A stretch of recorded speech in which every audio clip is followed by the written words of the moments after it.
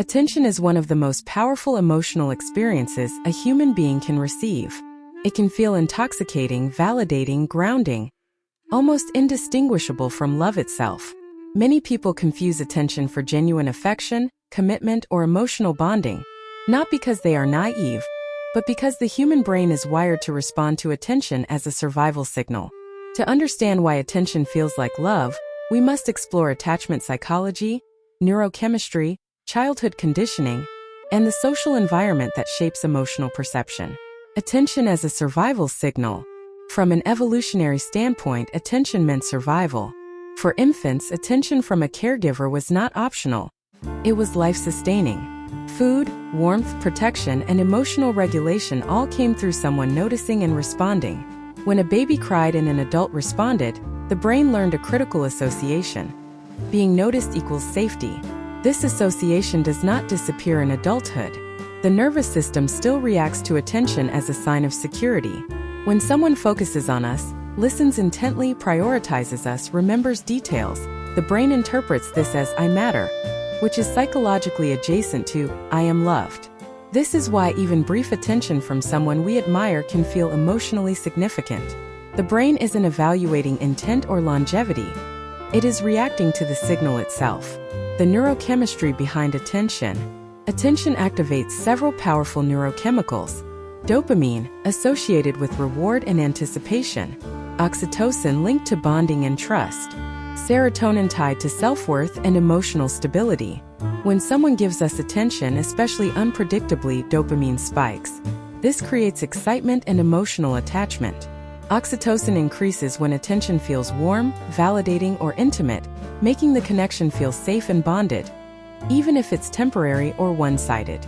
This chemical cocktail can mimic the emotional experience of love, even in the absence of commitment, sacrifice, or depth. The brain doesn't differentiate between "this person is investing in my long-term well-being" and "this person is focused on me right now." It simply registers connection. Attention versus love. The critical difference. Attention is about focus. Love is about responsibility. Attention says, "I see you right now. You interest me. You stimulate me." Love says, "I consider you even when you're absent. I protect your emotional safety. I act consistently, not selectively." The confusion arises because attention often precedes love in healthy relationships. Early romantic stages are attention-heavy, so the brain learns to equate the two. But attention alone requires no sacrifice, no consistency, and no accountability. This is why people can feel deeply loved by someone who disappears when it becomes inconvenient. Childhood conditioning and emotional hunger. People who grew up with inconsistent affection are especially vulnerable to confusing attention with love. When attention in childhood was conditional, rare, or unpredictable, the nervous system becomes hypersensitive to it. If love was given only when you performed well, you behaved perfectly, you met emotional needs of others, then attention becomes emotionally charged. As an adult, even minimal attention can feel overwhelming, meaningful, or special, because it fills an old emotional gap. This creates emotional hunger, not emotional discernment. The brain isn't responding to the person, it's responding to relief. Intermittent reinforcement and emotional addiction. One of the most dangerous dynamics in human psychology is intermittent reinforcement, when attention is given in consistency. Unpredictable attention is more addictive than consistent attention. This is the same principle behind gambling addiction. When someone occasionally gives intense attention, then withdraws, the brain works harder to regain it. This creates obsession, emotional overinvestment, idealization, a confusion between desire and love. The mind starts interpreting attention as something to earn rather than something mutual. The emotional highs become mistaken for depth. In reality, the intensity comes from instability, not connection. Social media and the attention economy. Modern culture amplifies this confusion. Social media has trained people to equate attention with worth. Likes, views, comments, and replies are microsignals of validation. The brain adapts quickly. When attention becomes currency, emotional meaning becomes distorted. A message notification can trigger excitement similar to romantic anticipation. Being chosen for attention among many feels intimate, even if it's superficial.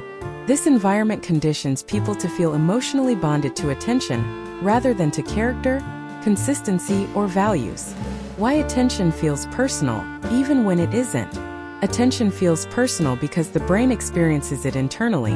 Emotional reactions are private, visceral, and real, regardless of the giver's intention. Someone may give attention out of loneliness, ego gratification, a boredom, desire for validation, but the receiver's nervous system interprets it as relational investment. This mismatch creates heartbreak, not because the feelings were fake, but because the meaning assigned to attention exceeded its reality. Emotional projection and idealization. When attention is scarce in someone's life, the mind fills gaps with imagination. Attention becomes a canvas onto which desires, hopes, and unmet needs are projected. The person giving attention becomes idealized. They understand me. We have a deep connection. This feels different. In truth, the emotional depth is being generated internally, not relationally. Love develops through shared vulnerability, conflict resolution, and sustained presence, not through intensity alone. Why losing attention feels like losing love.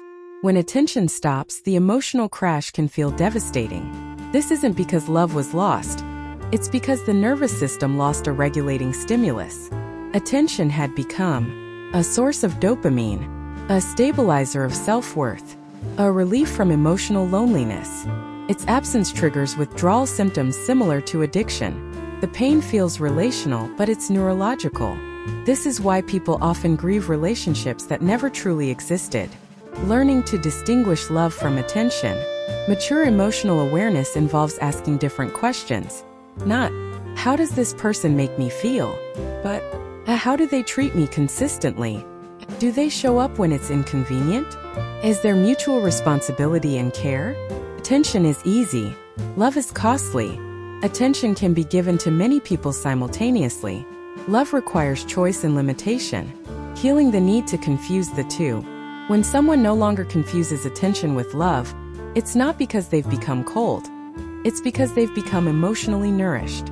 Healing involves building internal validation, developing emotional self-regulation, experiencing consistent, healthy relationships.